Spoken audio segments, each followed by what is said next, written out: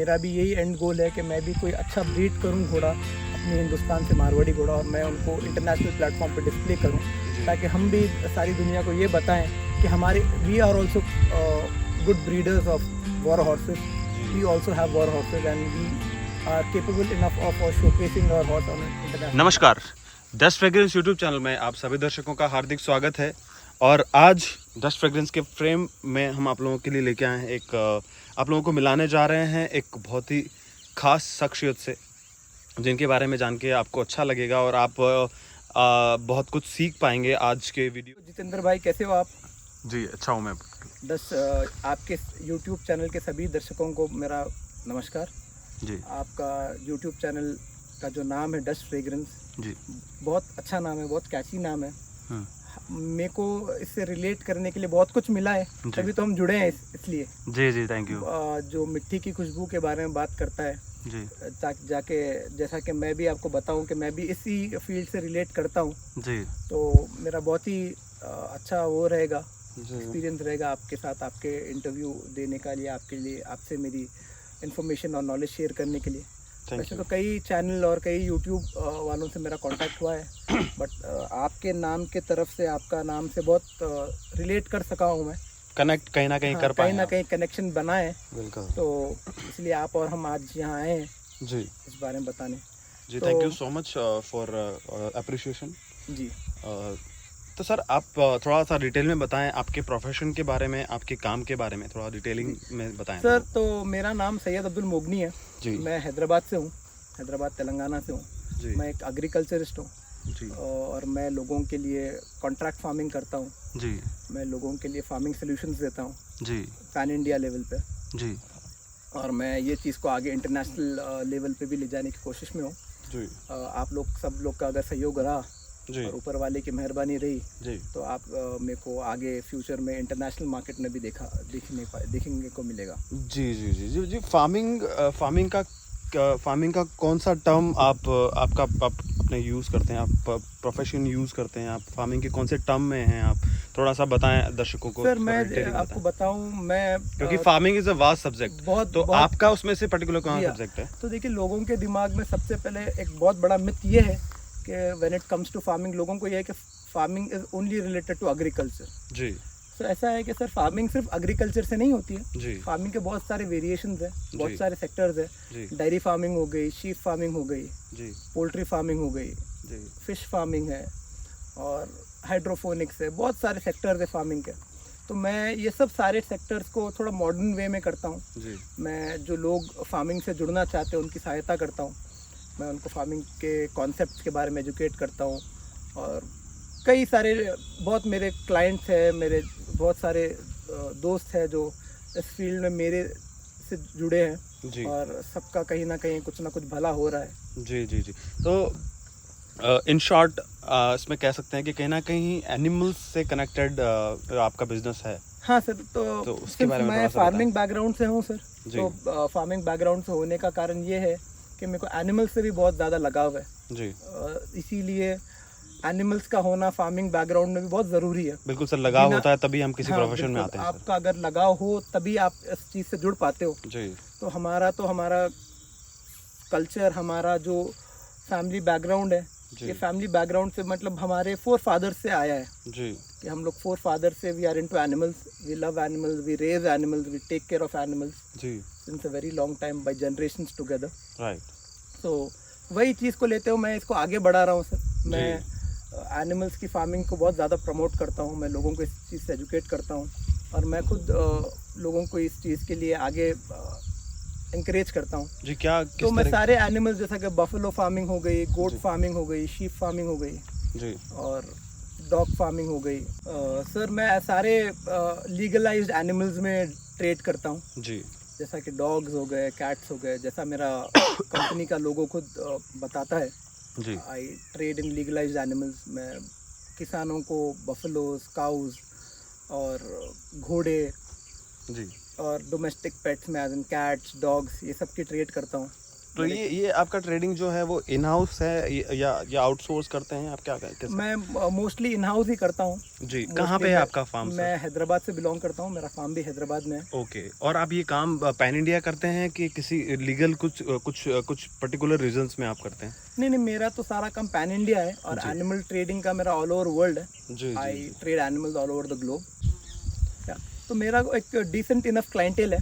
I trade in animals में सारे Bollywood celebrities को भी मैंने कई पेट सप्लाई किए हैं जी। और मैं खुद इनकी ब्रीडिंग करता हूँ, मैं खुद इनको प्रमोट करता हूँ।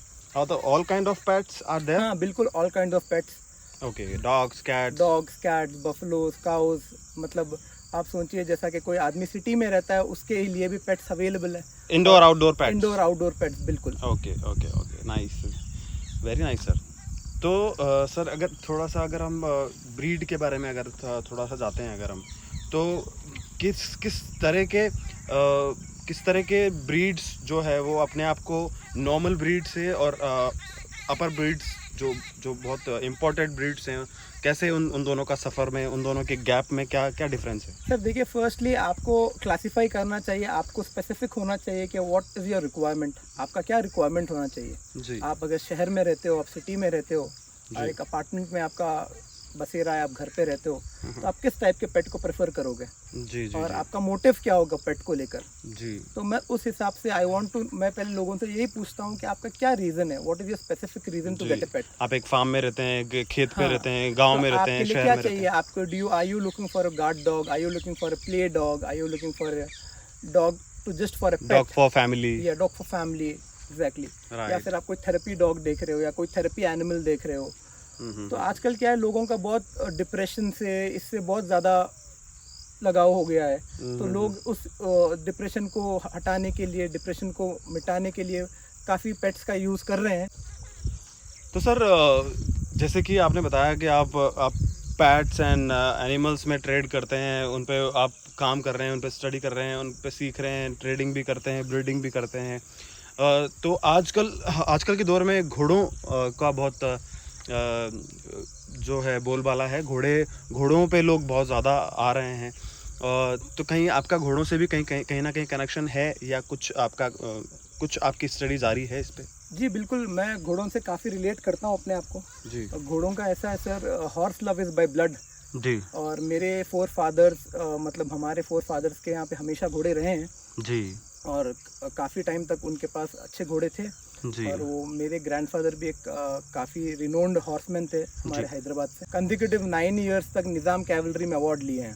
बहुत अच्छी बात है सर। हाँ, तो उसी लिए तो कहीं ना कहीं जीन में, वो ब्लड में कहीं ना कहीं ब्लड में वही, जैसा मैंने आपको बताया, horse love is by blood जी, तो वही उनका खून है, तो हम भी वही आगे कैरी फॉरवर्ड कर रहे हैं जी। हम भी घोड़ों की तरफ बहुत इंटरेस्ट है, हमारा इंक्लिनेशन बहुत है घोड़ों की तरफ जी। और इसी ताल्लुक से घोड़ों के बारे में सीखने समझने के लिए मैं अरब भी गया था जी। और अरब के काफ़ी ब्रीडर्स और काफ़ी रिनोन्ड ब्रीडर्स और स्टेबल्स में मेरा बहुत टाइम तक मैंने टाइम स्पेंड किया और वहाँ से बहुत कुछ सीखा है मैंने घोड़ों के बारे में जी। और मैं अपने घोड़ों को क्लासिफाई करता हूँ।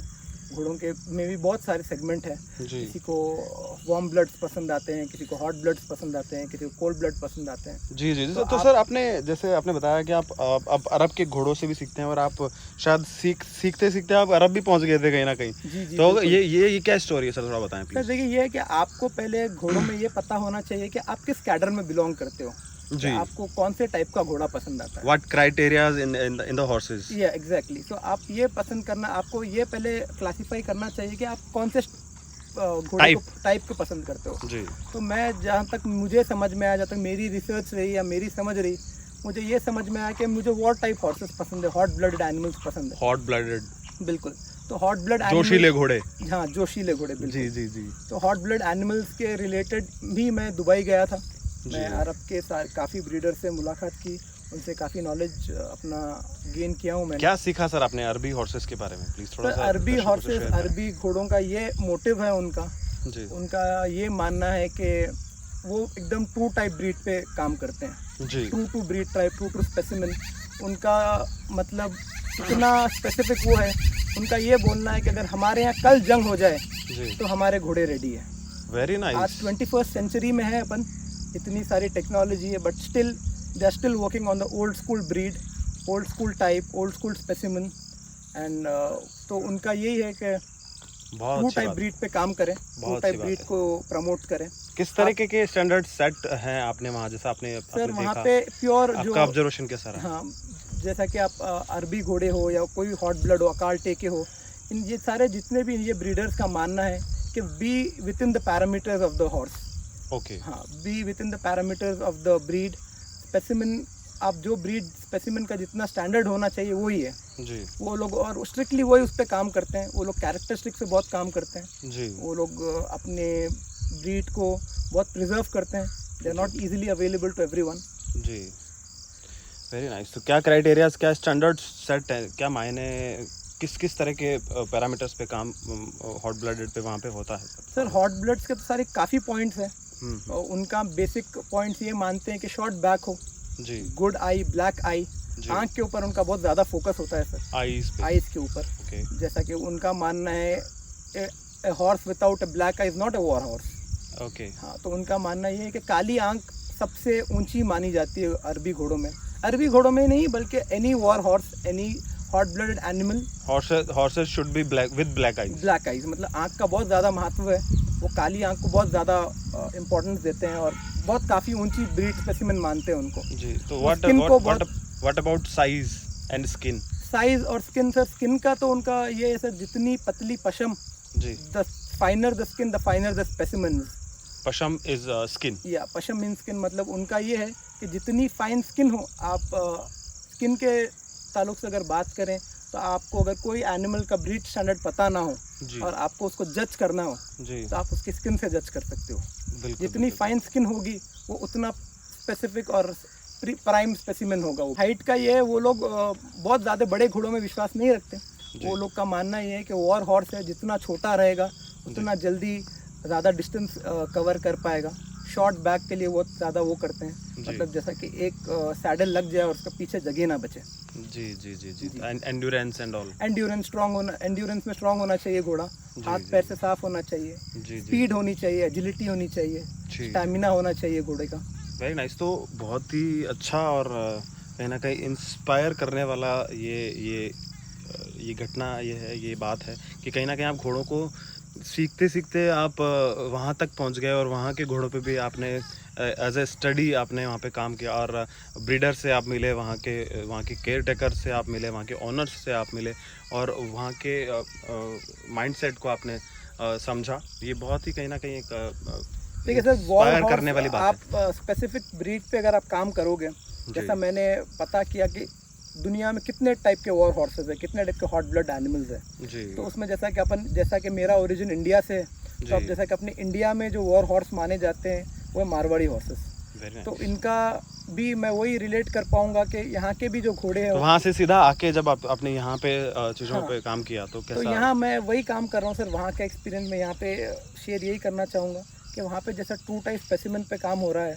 जहाँ पे वहाँ पे उनका जो ब्रीड स्टैंडर्ड्स है वही ब्रीड स्टैंडर्ड अपन भी यहाँ पे फॉलो करें और अपन भी ट्रू टाइप ब्रीडिंग करें। अपन भी ज़्यादा से ज़्यादा स्पेसिमेन को पैरामीटर्स के विद इन पैरामीटर्स ब्रीड करें।